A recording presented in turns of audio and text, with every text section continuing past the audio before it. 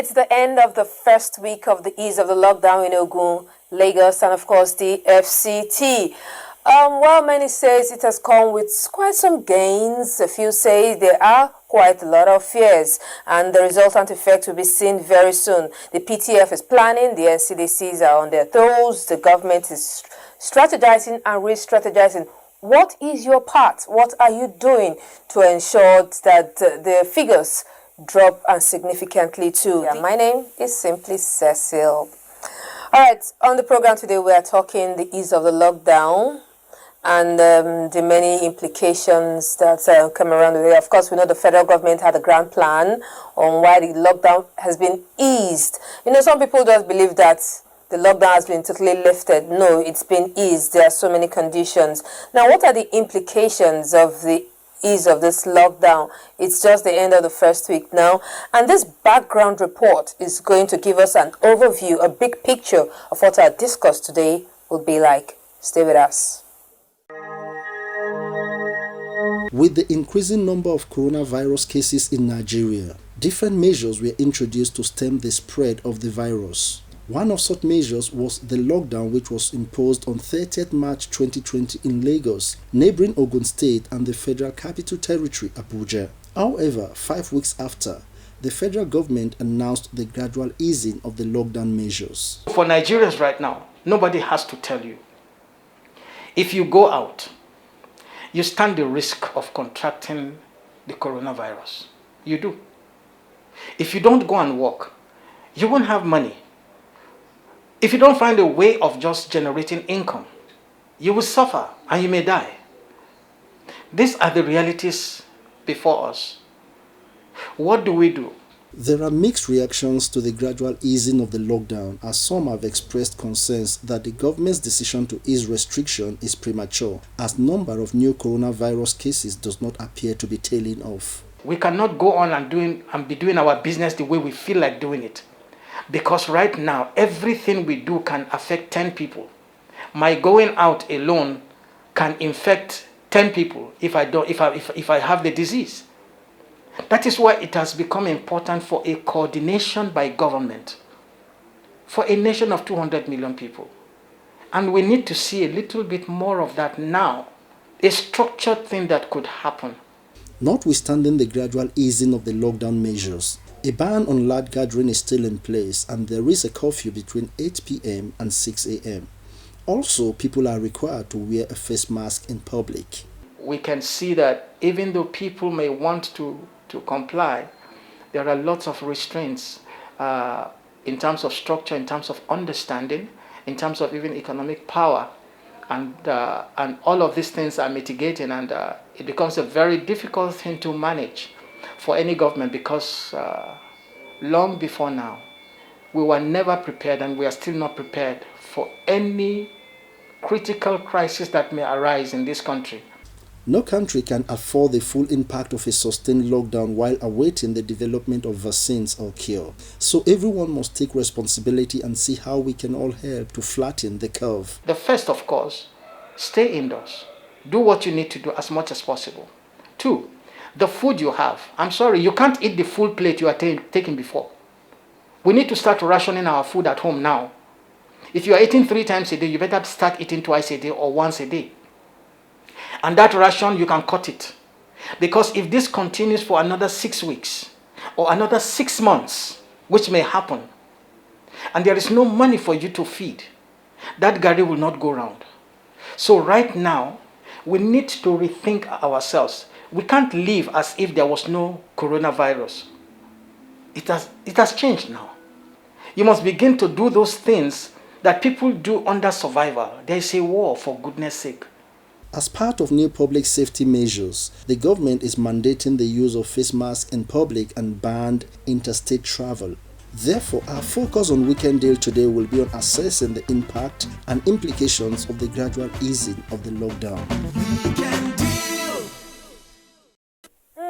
And that's what many people may not yet be talking about, rationing your portions. You know, some people, even though you may think, okay, I have a lot of food to last me, but I think it's actually time we start rationing because we really can't tell what next.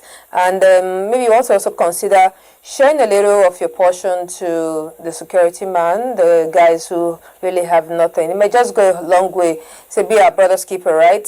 Yeah. All right, so let's go on to another feature. And this time we want to take a look at why government actually, do people really know why our government actually is the lockdown? And are people obeying all the rules set? That's from our correspondent in NTA Abuja, after which we'll get a guest and together we'll talk about the ease of the lockdown and all that follows. Let's have the feature from NTA Abuja.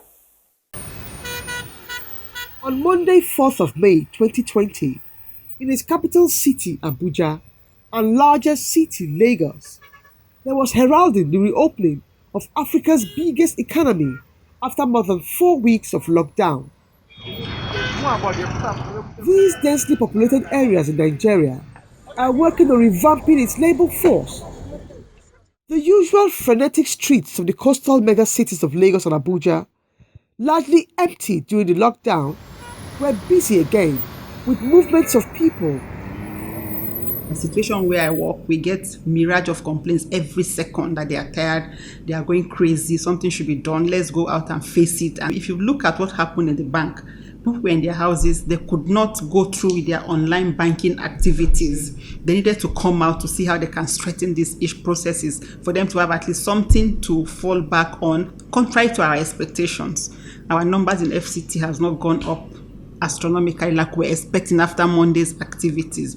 A lot of people were very hungry, and the palliative were not going down. It was not trickling down to the people who actually need it. So the economy on the national scale was going down. We're heading to recession. When you're a leader, you know how to take hard and strong decisions. And I think that was what the federal government did. They decided and took that decision, and because it was inevitable that decision was taken. The lockdown restrictions introduced includes an overnight curfew, mandatory wearing of face masks in public, and a ban on non-essential interstate travel. Other restrictions of the East lockdown include banning group of 20 people and stipulating that individuals remain 20 meters apart. Since the ease off, these rules have been disobeyed, with large group of people often gathering by roadsides or moving in large numbers, disregarding social distancing. Which brings to mind the question, are there more fears than gains? Infrastructure facilities which we don't have, we'll be forced to have it. I mean, when you think of molecular lab, that in a state, you don't have a molecular lab, it doesn't sound right. But these are the gains we are coming to get now, because we'll be forced to put these facilities in place. Can you imagine a situation where people don't travel abroad for medical? I know that if people have got the idea that this kind of thing will ever happen, they will have reviewed the whole hospitals and the infrastructure facilities. It has equally helped us to bring innovation to governance. Because if you are not innovating, you are going to suffer. Why some state governors are innovating? And because they are innovating, you can see improvement. Price of crude oil has nosedived. Post-COVID-19 will be more difficult because we must have to be ingenious. We must find a way to survive. The federal government advice and guidelines were very, very easy and straightforward. Officers on grade level 15 and above are supposed to come out. We are aware that most of our staffs are in Niger State or Nasarawa State. Those ones are exempted. They should remain in these states because there's still serious enforcement on interstate travel, so they should remain in their states. In FCTA, the minister said if you are not supposed to come at the security entrance, they were turning them back. But there are some essential staff like the cleaners, security personnel. They have been coming before now, so they are still exempted. But you find some offices that the directors cannot do without some of his supporting staff. So those exemptions were made, but in our own place is controlled. And the minister also ensured that at each of our entrance we have temperature taking equipment and hand washing or sanitizer being given to staff before they access, and visitors are not allowed to come at any point because people are supposed to be in their houses observing the stay at home and the social distancing. Schools and places of worship remain closed, and all cultural events have been cancelled.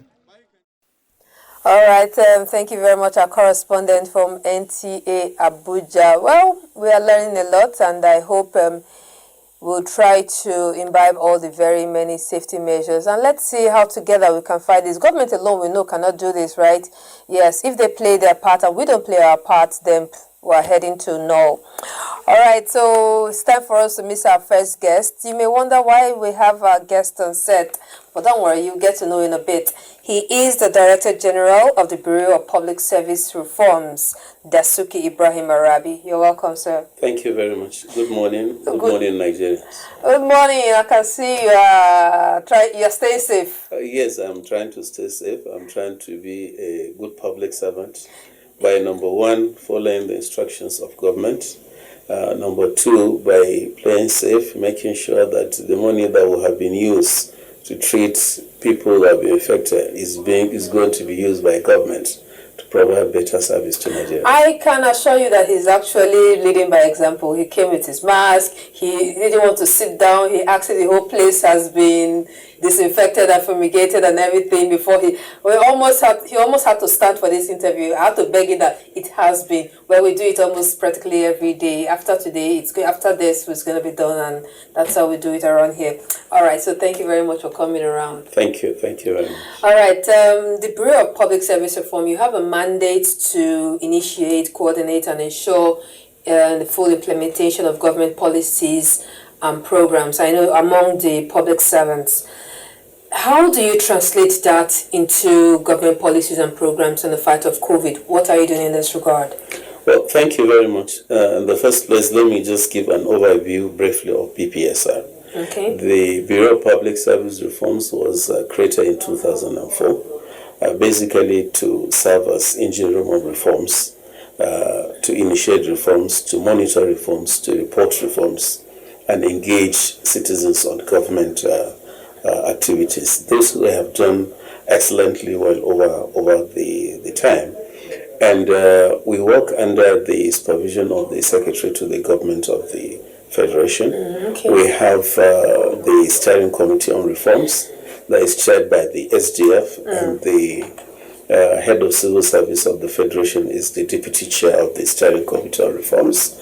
Now we have Chief Executives of important sector-related agencies and permanent secretaries that are all members of the Steering Committee on Reforms. Apart from the Steering Committee on Reforms, there is a National Council on Reforms that is chaired by the President and Commander-in-Chief of the Armed Forces, Federal Republic of Nigeria. So this is in a nutshell what we have been doing over the years.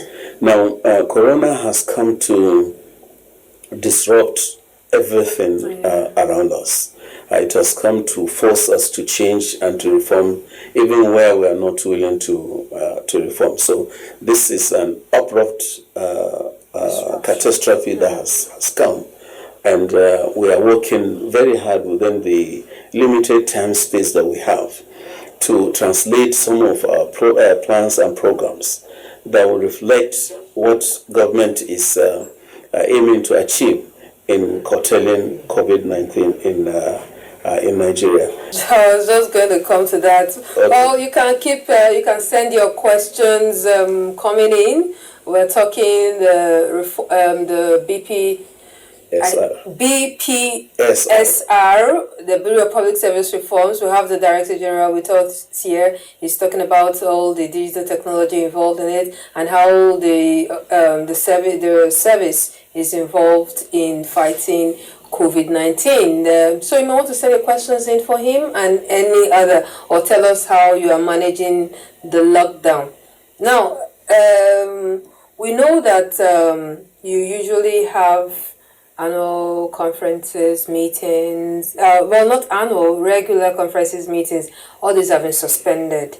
I don't know if you are still having this via some of these new technology, because of course we know that the president, the vice president will see them, and we hear often that they have these online meetings with ministers, with presidents. They have all these online meetings. Are you still having such retreats, conferences, and events with via this platform, or you are yet to go into it? Okay. Thank you very much for that interesting question. And in the office, we have developed our own intranet where we interact in BPSR. We interact with our staff on our activities, those on the field and those at the back end. And we've been working even throughout the lockdown. We are working, as I said, with a team of solution providers to see how we can come up with better solutions that will help us to continue with the lunchtime seminar, the international seminars that we want to do. Now, Webinar is there, Zoom is there, others are there, but we want to see how we can utilize other tools that are cheaper and will be easily accessible to our audience. As you know, the audience is very large, not only the public servants, but virtually every Nigerian has been with us. So we are working around that, and I hope in the next 3 weeks, the first lunchtime seminar, post-COVID-19 or during post-COVID-19 will be on, and we'll invite you to join us online. I will look forward to being there. Thank you very much. I'm good to know that you are very e-compliant, digital ready, and I hope it actually trickles down. And I hope this is not just within Abuja, because many times people focus mostly on Abuja. We don't know what happens in other states far away. It's usually a different story. But we'll talk about that. I want us to go to Sokoto now. We are going to Sokoto. We want to see the compliance level. Yeah, maybe Abuja people may be complying to an extent. We want to see the compliance level of those in Sokoto. So we have this feature from our correspondent in NTA Sokoto. The first COVID-19 human case with onset of symptoms was first discovered in early December 2019.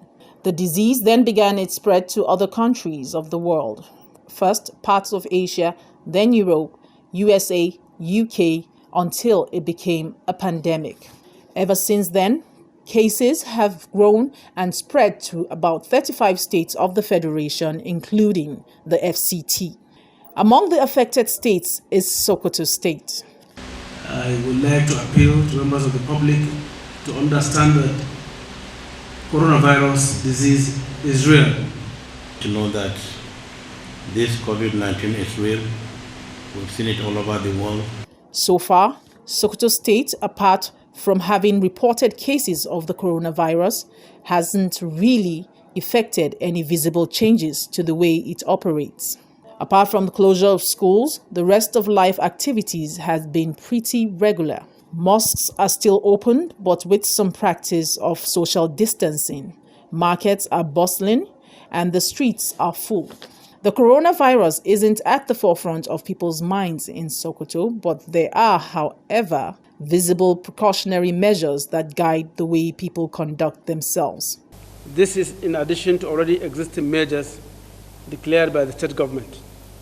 Fellow citizens in Sokoto State, while the government is sensitive to the difficulties these steps may cause our people, I urge us all to persevere, as these are indeed in the interest of our well-being. The states is following the federal guidelines of partial lockdown from 8 p.m. to 6 a.m. And you can see other visible measures around the state. The Sokoto State people have always been a resilient people and seem to value hope over fear when it comes to the issue of the coronavirus. All right, thank you very much. And that was from NTA Sokoto and their compliance level. All right, we'll take a break now, and the rest of Weekend Deal will continue in a bit.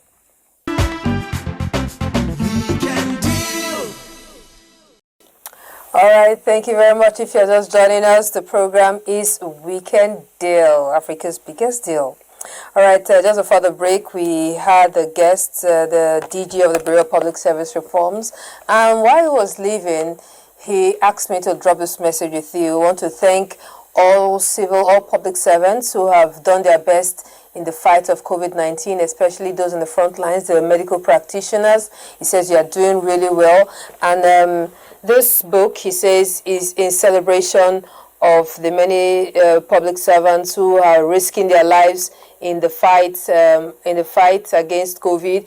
This book, written by the Bureau of Public Service Reforms, celebrates many public servants, and the picture page here is a picture of the doctor who actually risked her life during the time of Ebola, who actually got Sawyer from the Liberian man Sawyer from running away. So she paid the ultimate price with her life. So this book is dedicated, he says, to all public servants who are doing so well. He says thank you and very much too.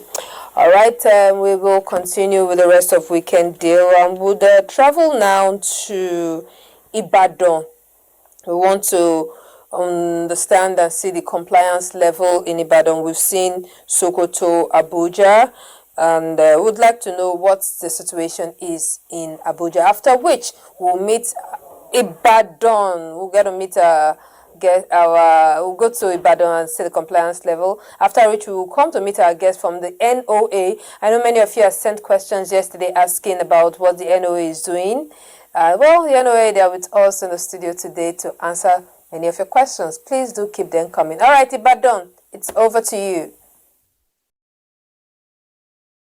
I have approved a phased and gradual easing of lockdown measures in FCT, Lagos, and Ogun State effective from Monday, 4th of May, 2020. That was the order by President Muhammadu Buhari after the 5-week declaration of total lockdown in Lagos and Ogun State and the FCT. It was obvious that the masses felt relieved as they could go and ease out before the curfew. Although businesses picked up a little, yet the clause of no face mask, no movement took people a bit aback as some complained of inconveniency with the use of the face mask. In Oyo State, for instance, there was never a total lockdown. Strict measures were laid to ensure safety of the people even while moving, some of which are compulsory use of the face mask, social distancing, regular hand washing, the use of hand sanitizer, and the dusk to dawn curfew between 7 p.m. and 6 a.m. This is Are Junction, Bodija area. This road leads to the government secretariat.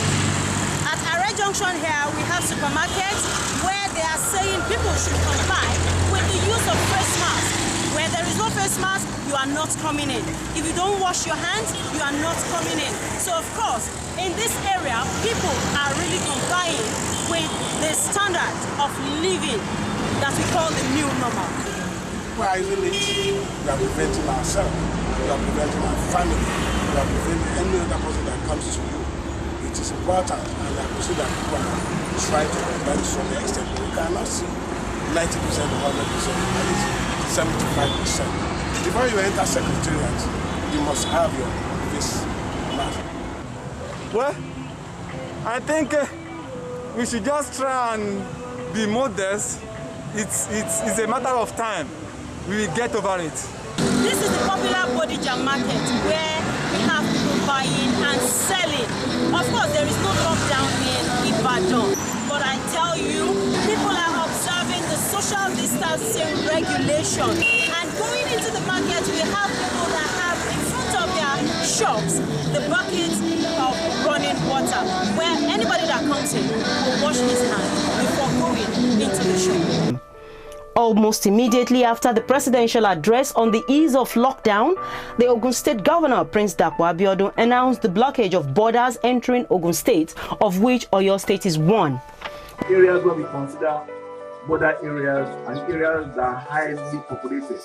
With this declaration, the border town between Ogun and Oyo State, Oguma Keonigari, had been witnessing an influx of vehicles being stopped from entering Ogun State. Some were even turned back while passengers were left trekking back to wherever they came from. Security task forces are on the road performing their duties.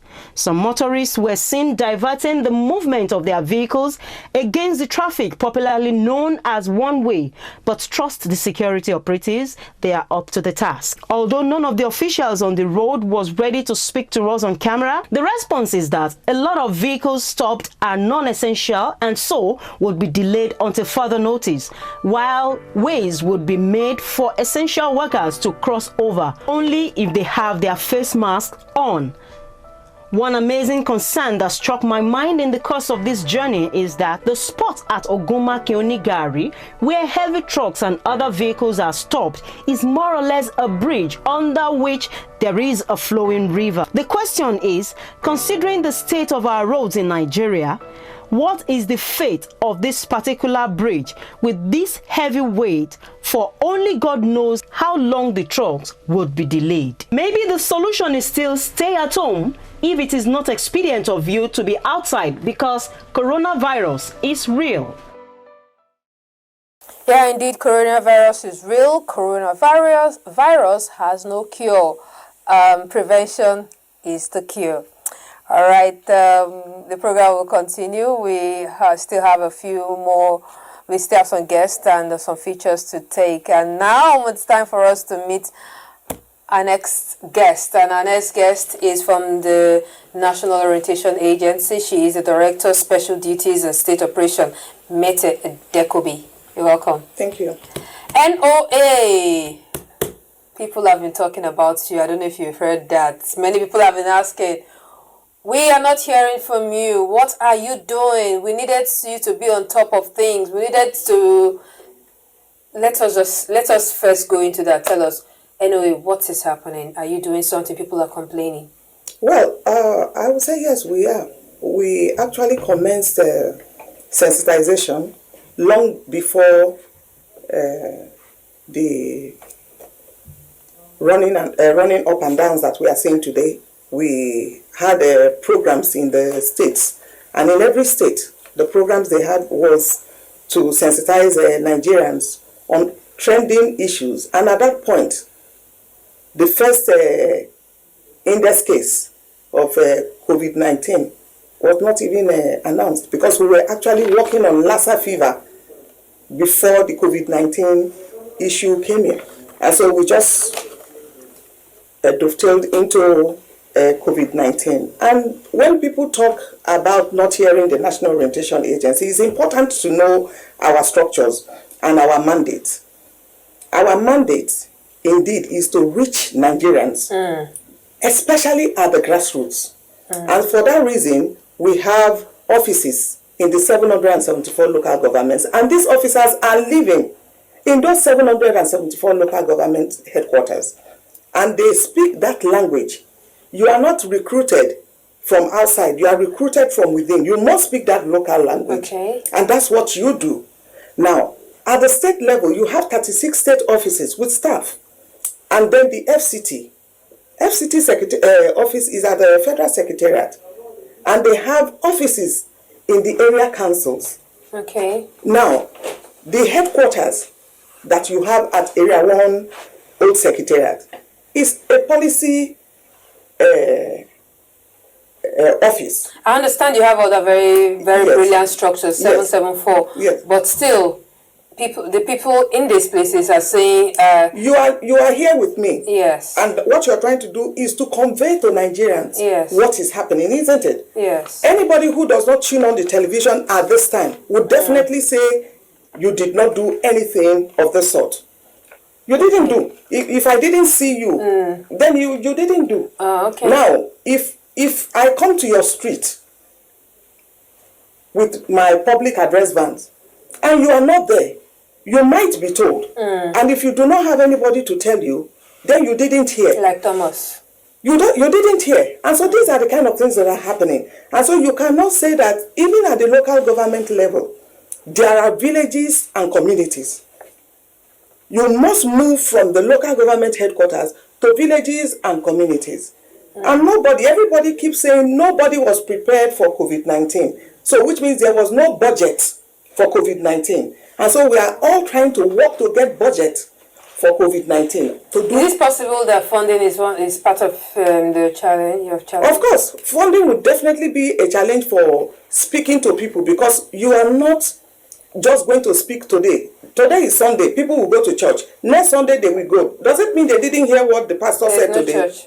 They're not going to church. No, because that is a routine. Yes. Sundays you go to church. On Fridays you go to the mosque. And so if you go, it's not because the imam did not say what is needful, but you continue to hear. So that's the work of orientation. You continue to say it. You continue to repeat until the people accept it as their own, because people must accept the message as their own. Does it worry you that some people don't believe that there is even coronavirus? Oh yes, it does. We've heard that, right? Yes, certainly, and that's why we keep talking, because until people are convinced, they will not comply. Yes. If they do not get convinced about the message or the truth of what is going on, they will not believe. This is not the first time. On other issues too. If the people do not believe, you'll be talking to yourself. Like one of my former bosses would say, it's like the communication of the deaf. You are talking and it's like you're talking to yourself. Yeah. And so we need to get it past the people. And what you are doing is one of the platforms of communication to reach certain people. There are certain people that will never hear this message on television because they do not have access. This question, the two questions are similar. This one from Comrade Alhaji Ngala. He said, what exactly is the role of the NOA? Then Bayo from Abuja is asking, what's the modus operandi of the NOA to ensure that, what is the modus operandi of the NOA to ensure that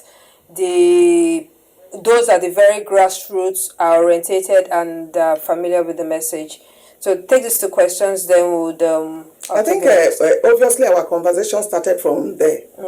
The structures that are there are, we call them COMOs.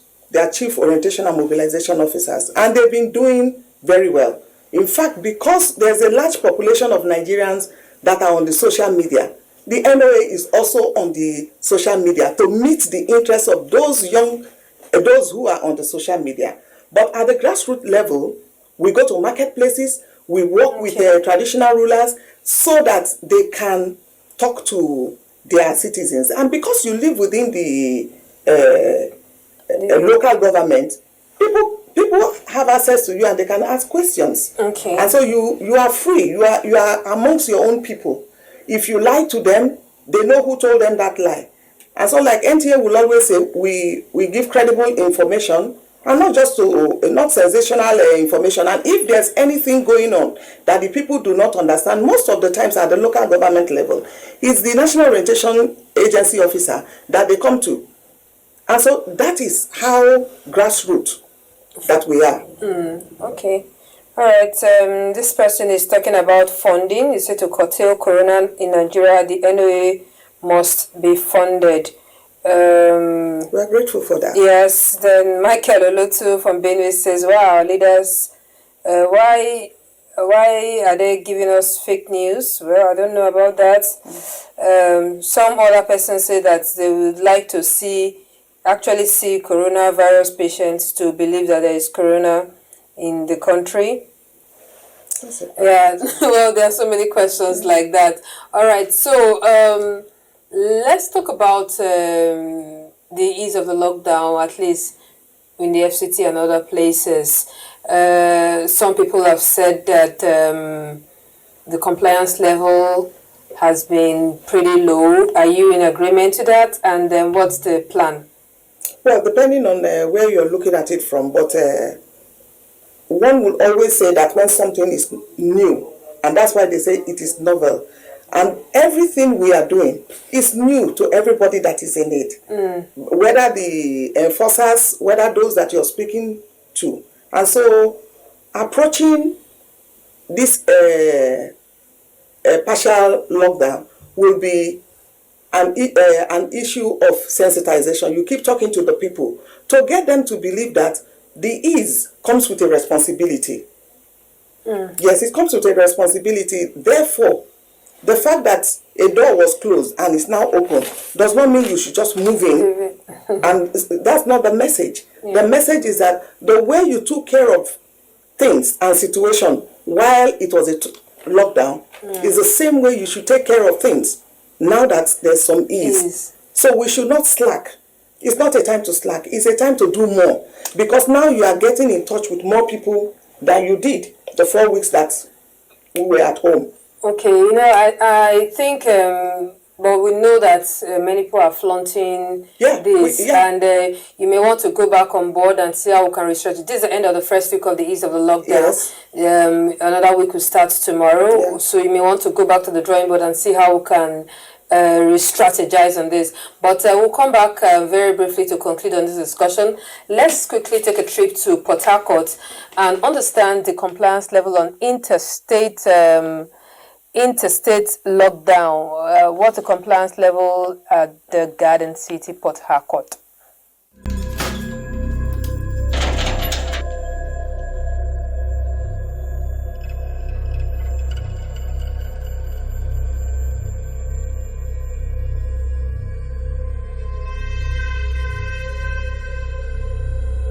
Proud to the dusk-to-dawn curfew and 24 hours lockdown directives by the Rivers State Governor, here used to be a beehive of activities with heavy vehicular movement moving in and out of Port Harcourt.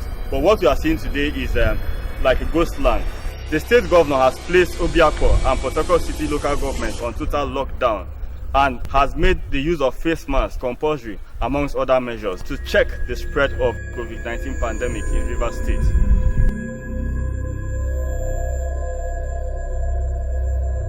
Consequently, we have decided on the extreme measure of placing the entire Obiako and Port Harcourt City local government areas under a 24-hour total lockdown until further notice. All residents of Obiako and Port Harcourt City local government areas must therefore stay at home until further notice. On no account should there be any vehicular movement or gathering of more than 2 persons in these local government areas, except those on essential services who must be appropriately authorized. The governor also inaugurated a task force to complement the efforts of security agencies already at the state boundaries to ensure the borders leading into Rivers State are well manned to avoid infiltration of any kind. All inward bound vehicles and flights into Rivers State from oil and gas companies with workers either for crew change or other designated essential operations must first submit details of their manifest duly to the State Task Force on COVID-19 for proper vetting of their various status before they can be allowed to enter the state. The compliance level was almost total, except for a few deviants. Like I was driving here, I saw some boys doing frog jump, but we were very brief there. I didn't know that how many guys were there, so I didn't bother to ask them what went on with it. So in all, I think it was complete lockdown. A visit to one of the riverine boundary communities in Rivers State shows that there is strict compliance. Fortunately, His Excellency decided to get some marshals, both road and land and boundaries. So I think those ones are checking, because like in Elele here, a few kilometers here is our boundary with Imo State. These marshals are there to complement with the security. So if there's anything that they're not directly responsible to the governor. If there's anything that is happening within security, they will also report. So I think there are also roads, because every local government chairman was asked to bring people to train them so that they can man the border. In us here, what we are managing is to educate our people on the need, on what the government is saying, and what medical institutions are saying. So we educate our people. At the same time, we come back home. Now we say lockdown. When you lock down, it means don't go out. And we are an agrarian and community. You can't lock down and sit in the house, lazying about in the house, when there are amples of land for you to plant. You don't know whether it's going to last for 3 months, 4 months. At that time, you will harvest something. There must be something you plan to harvest. So this is the time that to show that those things that we think that are not, it today matters. Our people will now know that it matters, the agriculture matters a lot. Well, from all indications, Rivers State remains steadfast in their fight against the pandemic. Thank you very much, Patakot. All right, thank you very much, Director of Special Duties and State Operations, Mete Edekobi. Thank you very much for coming around. Thank you, Sister. We know hand washing or sanitizing, wearing of your face mask in public places, and of course, physical and social distancing are supposed to be the order of the day. What's the compliance level in Ekiti? Please, let's get to find out in this feature. Series of sensitization and awareness on the coronavirus pandemic have been embarked upon in Ekiti State. Apart from guidelines issued by the Nigerian Center for Disease Control, the Ekiti State Government, Ministry of Health, corporate organizations and individuals have been involved in creating awareness against contracting and spreading of the coronavirus disease. The awareness has not stopped. We have jingles on the radio, we have some on TV, we have people who have gone out to educate the people. We've educated our medical personnel and the medical educators, they've gone out to educate the people too. So there's been a lot of awareness created along these lines. Many other measures have been put in place, such as banning of public gathering, staying at home, and compulsory use of face masks. These measures are to be religiously adhered to in order to prevent community spreading of coronavirus disease. To a large extent, the public knows about what they're supposed to do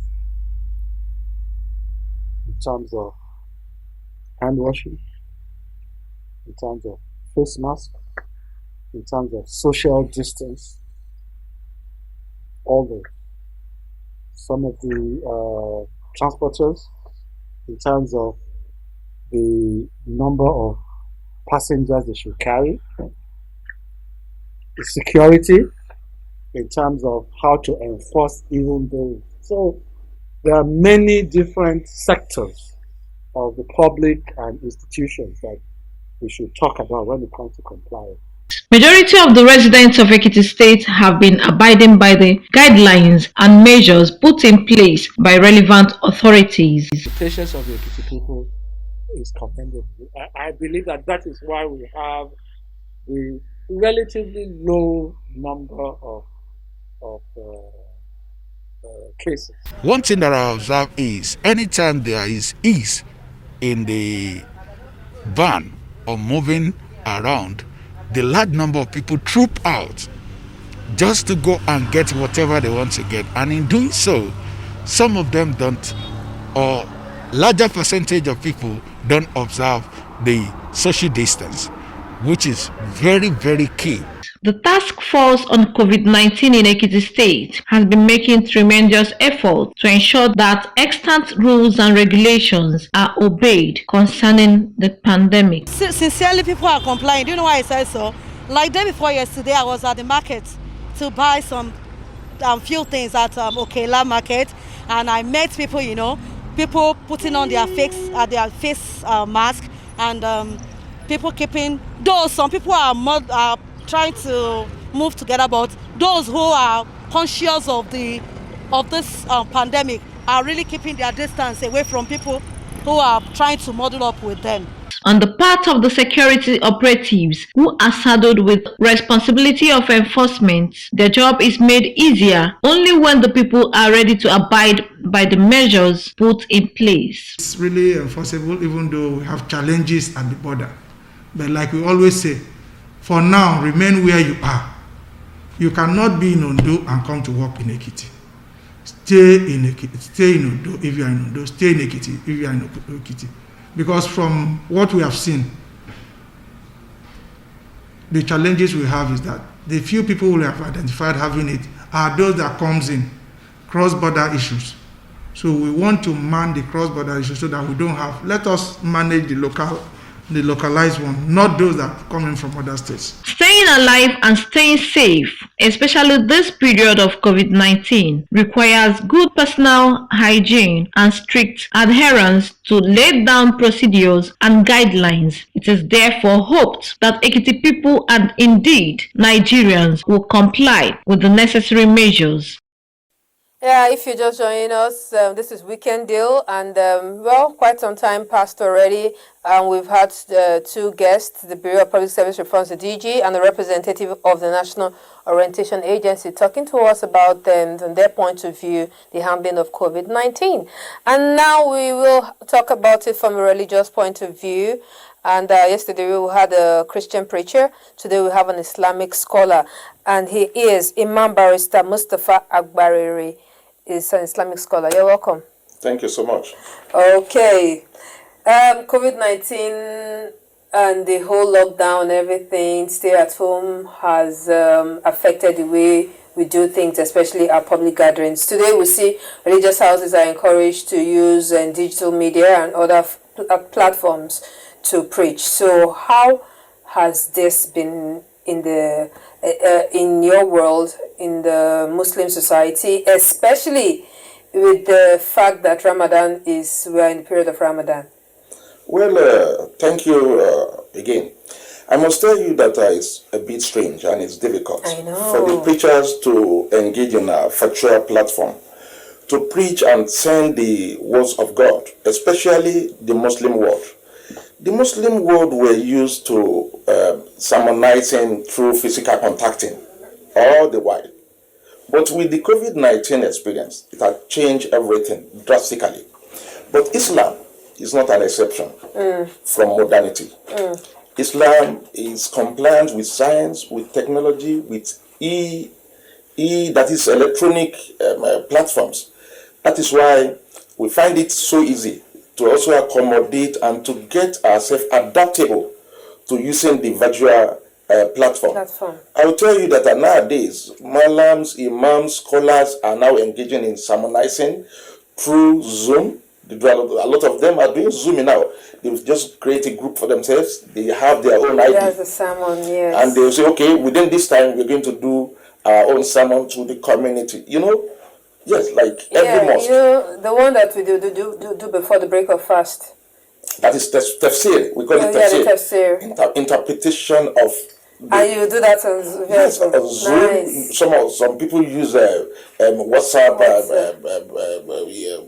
the platform. Yeah. Some use this Microsoft Team that are in order to disseminate. Some are even using Facebook. They create a group in Facebook. In fact, Facebook has been very effective. Not that I'm patronizing them, but I'm only saying this that they accommodate a lot of people. So it's been very easy. Islam is a religion that adapts with the socio-economic realities. What are those many others who are not digital compliant, who don't have the smartphones, who don't have the digital devices? How have they been following? Yes, that is one of the challenges we are having now. Not that everybody, like you said, is compliant with the reality of the IT. So we're finding it difficult to preach it to the people in the remote areas. So but I believe that the only way to just do those ones, to get across to them, is number one, try among themselves to put people who are current in Islamic affairs within that community, within the family background of each and every locality. Take for instance, in my home, I am the imam of my home. I don't go out to the mosque to go and pray. In your home, you are the imam of your home. You should know the basic things. Yes. So about Islam. So you, your wife, your children. So ultimately, this is actually going to strengthen the faith of many. Yes. Yes, because if ordinarily I've been taking it for granted, I just go to the mosque, I pray, and I come back. Right now, I'm charged to be the imam of my home. I have to now understand and read to That is very How good. are you talking? How are you talking? All right, so everybody is an imam now. Everybody's an imam now. Everybody's a pastor now. Exactly. Let's talk about the itikaf, the last 10 days of Ramadan, where Muslims are expected to come together and inside the mosque usually to say prayers, learn lessons and everything. Now, this has been altered. Yes. What is the way? How is this going to be? Are we still going to have that in our homes? Are we going to? How is that going to be handled? Yes, we are in itikaf already. Okay. Since the lockdown, everybody has been doing seclusion. Itikaf means seclusion, that you just confine yourself to the mosque. If we have been doing itikaf from the time of the lockdown, I don't think there is anything different in itikaf again. Itikaf in the mosque now is forbidden. You have to follow the constituted authority. The government says don't go to the mosque, and you have to abide by that. So you do your itikaf in your homes. Okay. Wherever you are paying in your home is a place of itikaf for you. Even Saudi, you see, the haram now was closed. We just have a few minutes to end the program. We have our guest Imam with us, Imam Mustafa Agbariri. I just like that surname. It doesn't sound, I expected it to be like an Usman, like Mustafa Usman. Well, Agbariri, it's not so familiar to me. That's a family name. Okay. All right, thank you very much. We have quite some comments for you, and most of them are just commendation. Someone says you are quite articulate. Someone says you're educating very well. We were talking the itikaf just before we went on the break. Itikaf have some rules. There are some rituals, that you go through.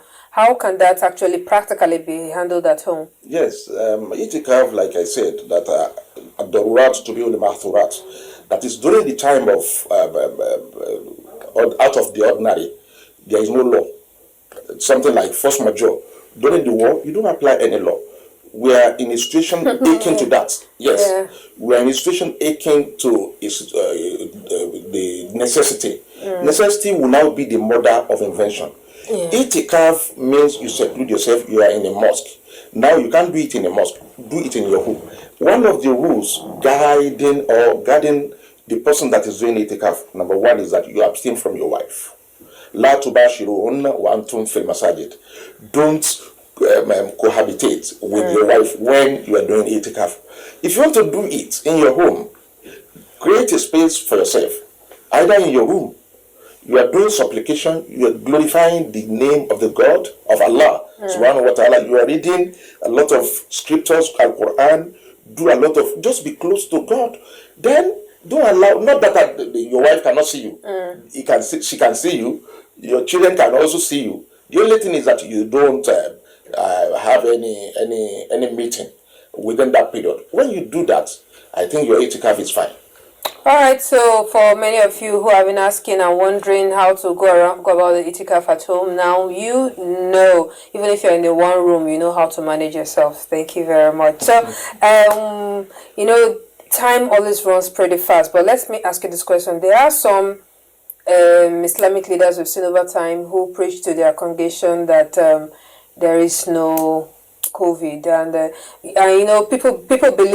people believe what their preachers say, whether you're a pastor or an imam. So how do you get to address stuff like this? Honestly, I would call them a rebel within the community. Islam allows you to follow, Islam permits you to follow constituted authority. COVID-19 is real. You have to be far-sighted. You don't be myopic. It's real. It has killed a lot of people. And death is certain during the period of COVID-19. Any imam or any leader who says that I don't believe in that does not know what he is saying. Even during the time of the Prophet, At-Ta'un is there.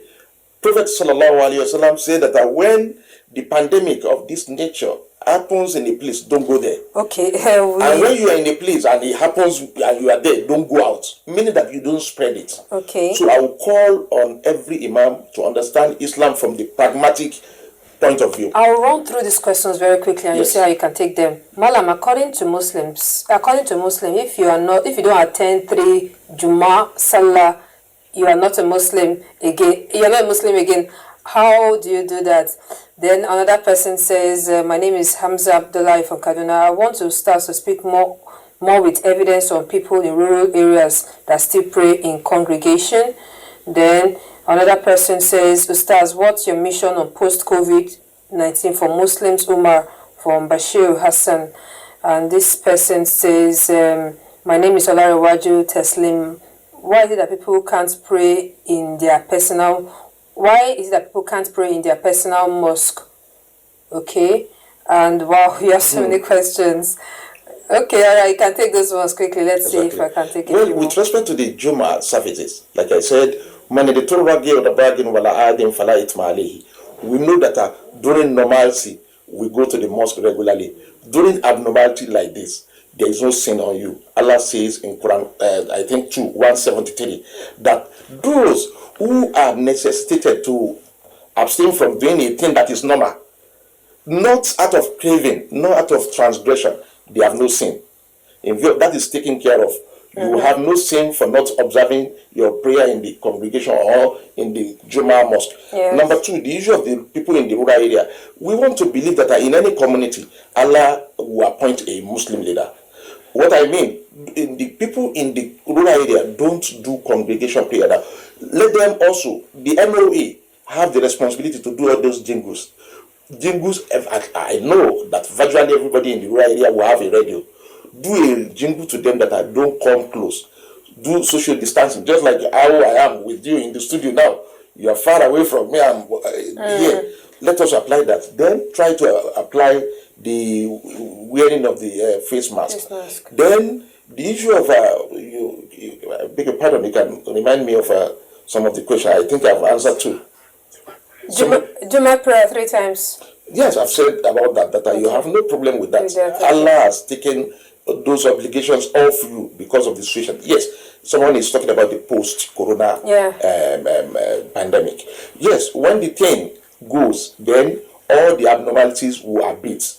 It means that a regular prayer time, regular Juma time, regular itikaf will now continue. But during the COVID, those things will stop because of that abnormality of the special thing that is happening. Yes, and your questions just will not stop coming, but I have to stop you here. I'm very, very sorry. I would like to have your last words for Muslim faithfuls, especially within this period and as Ramadan ends. Last words. Alhamdulillah, I'm happy that Allah has given us the opportunity of this Ramadan.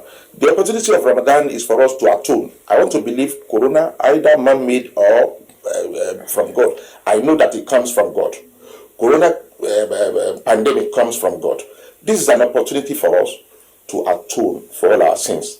We've been committing sins, both known, unknown, both physical, both economic. Economic sins are many. Yes, you see, this is a time for us to get closer to God. Okay. And let us get closer to Him. Let's use the opportunity of Ramadan to pray and to worship, and also let us be compliant with all the rules and regulations of hygiene. Imam Barrister Mustafa Barere, Islamic scholar, thank you very much. We should do more of this. We should have him more in the studio. Quite a presenter's delight. Thank you so much. All right, and this is the size of Weekend Deal today. Thank you very much for staying with us till the end of the program. Do stay tuned to NTA for the rest of the program. My name is Cecil Egbele, encouraging you to please stay safe. Bye-bye.